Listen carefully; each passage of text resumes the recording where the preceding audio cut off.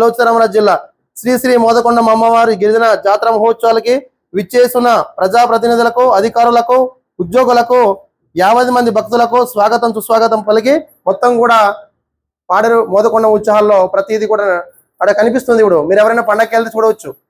రాత్రి పూట వచ్చేసరికి 4 స్టేజ్లు ఉంటాయి. 4 స్టేజ్ల్లో కూడా పూర్తిగా రాత్రి నాకు పంపించారు వాళ్ళే. ఇదంతా చూస్తున్నారా? ఈయన బ్యాక్ సైడ్ మనదే ఉంటుంది చూడండి. స్క్రీన్, పెద్ద స్క్రీన్ ఉంటుంది, అంత స్క్రీన్ ఉంటుంది. స్క్రీన్ పైన బ్యాక్ సైడ్ మనదే ఉన్నది చూడండి. పూర్తిగా మనదే ఉంటుంది బ్యాక్ సైడ్ అంతా కూడా. ప్రతి స్టేజ్లో కూడా ఉంటుంది. అంటే ఎంతమంది, కొన్ని లక్షల మంది వస్తారు పండగ, అంతనే కదా. ఆ లక్షల మంది చూస్తారా లేదా? అది నువ్వు నేను చూసేది కాదు కదా, లక్షల మంది చూస్తారు, అంతనే కదా. చూడు, మీరు చూసారు, మీరు ఉందా లేదా వెనక? నేను క్రియేట్ చేయలేదు సార్ అది, ఓకేనా. నాకు పంపించారు చాలా మంది రాత్రి. నేను ఇక్కడే ఉన్నాను,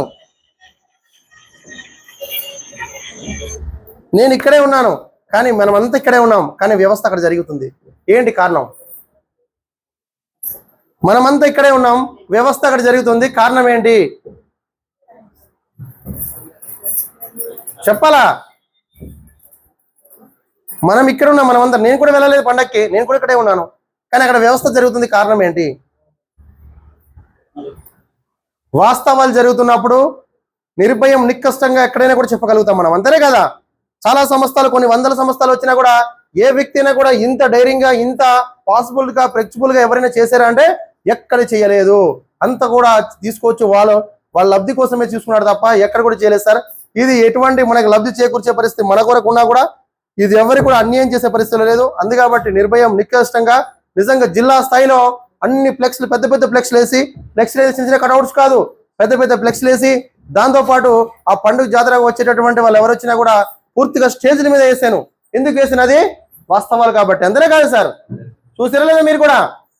పండగకి ఎవరైనా వెళ్తే, ఈ రోజు కానీ రేపు వెళ్తే చూడండి. ఎందుకంటే మనం ఎక్కడ ఉన్నా కూడా మనం చేసే ఒక మంచి కార్యక్రమం అనేది ప్రతి దగ్గర అందాలి. అలాగ అందినప్పుడు మాత్రమే అది వాస్తవ దిశలో పోతాయి, అంతనే కాదండి. అందుకబట్టి ఈ ఒక్క వ్యవస్థ చాలా సంపూర్ణమైనటువంటి వ్యవస్థ. ఎందుకంటే ఇదేందో గర్వించదగ్గ విషయం. చాలా మంది మనలో ట్రైబల్ ప్రాంతాల్లో చాలా మంది అధికారులు, చాలా మంది రాజకీయ నాయకులు ఉన్నా కూడా ఇంత పెద్ద వ్యవస్థ తీసుకొచ్చినటువంటి హిస్టరికల్ చరిత్ర ఇది. స్వతంత్రం వచ్చి 76 సంవత్సరాలైనా కూడా ఎవరు కూడా కన్నీ విని ఎరగిన రీతిలో మండల స్థాయిలో కానీ ఇంత లక్షాది మందికి ఉపాధి కల్పించే వ్యవస్థ కానీ, అభివృద్ధి కార్యక్రమాలు కానీ, మీరు ఒక సొసైటీ కానీ, మనం పండించిన పంట గిట్టుబాటు ధర వచ్చే పరిస్థితిలో కానీ ఎవరు కూడా చేయలేని పరిస్థితి మనం తీసుకొచ్చాం. ఈ వ్యవస్థని మీరు కంప్లీట్గా మీరందరూ కూడా దీన్ని నెమరేసుకొని, దీన్ని యూజ్ చేసుకొని, దీన్ని కంపల్సరిగా మీరు అందరూ కూడా వినియోగించుకోవాల్సిన బాధ్యత మీ అందరి మీద ఉంది. కాబట్టి మీరు కంపల్సరిగా సంపూర్ణంగా దీనికి మద్దతు ఇస్తూ ఈ వ్యవస్థ ముందు తీసుకుపోయే దిశలో మనం పోవాలి. అందుకబట్టి మన గ్రామాల్లో, ప్రతి గ్రామాల్లో కూడా నిరక్షరాస్యుల, మారుమూల గిరిజన ప్రాంతాల్లో ఉన్నటువంటి ప్రాంతాల్లో కూడా ఎక్కడ కూడా నిరక్షరాస్యులుగా ఉండకూడదు.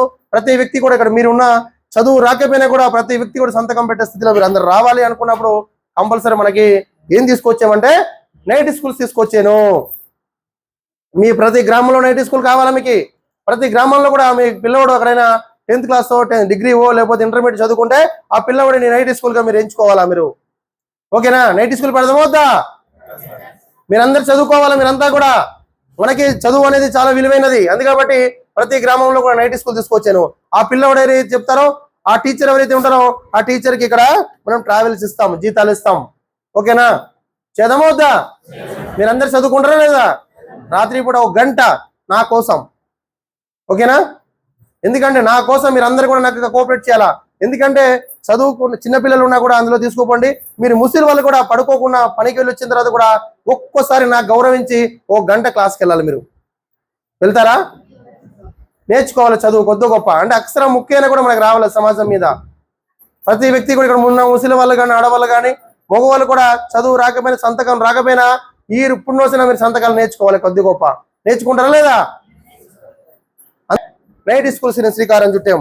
మీ గ్రామంలో ఎవరైనా పిల్లవాడు చదువుకుంటే ఆ పిల్లవాడు ఇక్కడ మాత్రం మా దగ్గరికి వచ్చి వాడు చదువుకున్న సర్టిఫికేట్స్ ఏదైతే ఉంటుందో ఆ చదువుకున్నటువంటి సర్టిఫికేట్స్ జెరాక్స్లు ఇవ్వాలి, వాడు ఆధార్ కార్డు ఇవ్వాలి, వాడు రేషన్ కార్డు ఇవ్వాలి, వాడు ఫొటోస్ ఇవ్వాలి, వాడికి వాడు బ్యాంక్ అకౌంట్ కూడా ఇవ్వాలి. ఎందుకంటే శాలరీ ఇక్కడ 5వ తేదీలోపు జీతాలు పడతాయి వాడికి. ఓకేనా?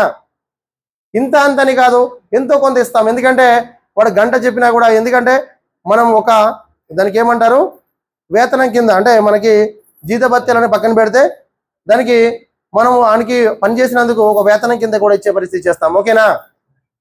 అందుకబట్టి నైట్ స్కూల్ స్టార్ట్ చేశాను. మీరు పెట్టుకుంటారా అందరు కూడా నైట్ స్కూల్స్ మీ గ్రామాల్లో పెట్టుకుంటారా?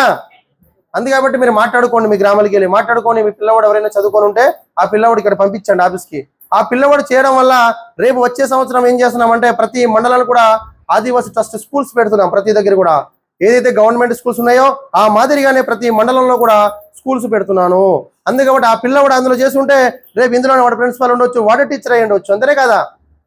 మీ పిల్ల వాళ్ళందరూ కూడా చదివించాలా. మీరందరూ కూడా చదువు అనేది ముఖ్యం. మనకి చదువు లేకపోతే నిరక్షరాస్యులుగా ఉండిపోతే మనకి ఏం తెలియదు బయట ప్రపంచం మనకంతా కూడా. అందుకబట్టి మీ పిల్ల వాళ్ళు ఎవరు కూడా ఇంట్లో ఖాళీగా ఉండకూడదు. ఒకవేళ ఆ పిల్లవాడు వదిలేసిన పరిస్థితి ఉన్నా కూడా, డ్రాప్ అవుట్ పిల్లలు ఉన్నా కూడా మా దగ్గర తీసుకోరండి. ఆ డ్రాప్ అవుట్ పిల్లలు కూడా మేము స్కూల్లో చేర్పించి వాళ్ళకి ఆర్థికంగా కూడా సాయం చేస్తాను నేను. ఓకేనా? చేద్దామా మనమందరూ కూడా? అందుకబట్టి డ్రాప్ అవుట్ మీ పిల్లడు ఎవరైనా చదవలేదంటే నాకు తెలిస్తే మాత్రం మిమ్మల్ని మీ జీతాలు ఇవ్వను ఇక్కడ. ఓకేనా? కూడా ఇంట్లో ఉంచకూడదు, ప్రతి పిల్లడి కూడా చదివించాలా. ఒకవేళ మీకు ఫైనాన్షియల్ గా డబ్బు పరంగా ఏదైనా కష్టంగా ఉంటే నాకు చెప్పండి, నేను ఇస్తాను డబ్బులు. అలాగే ఆ పిల్లవాడికి మాత్రం చదువు ఇంపార్టెంట్, మనం చేయాలా. చేద్దామవుద్దా? అందుకబట్టి నేను వచ్చిన గ్రామాల్లో నేను కంపల్సరీ ప్రతి గ్రామం వస్తాను. వచ్చిన తర్వాత ఆ గ్రామంలో చదువుకోకపోతే ఎవరు చదవలేదా ఇక్కడ ఉన్నటువంటి సభ్యుల్లో తల్లిదండ్రులు పిల్లవాడు అంటే మాత్రం వాడికి జీతాలు ఇవ్వను.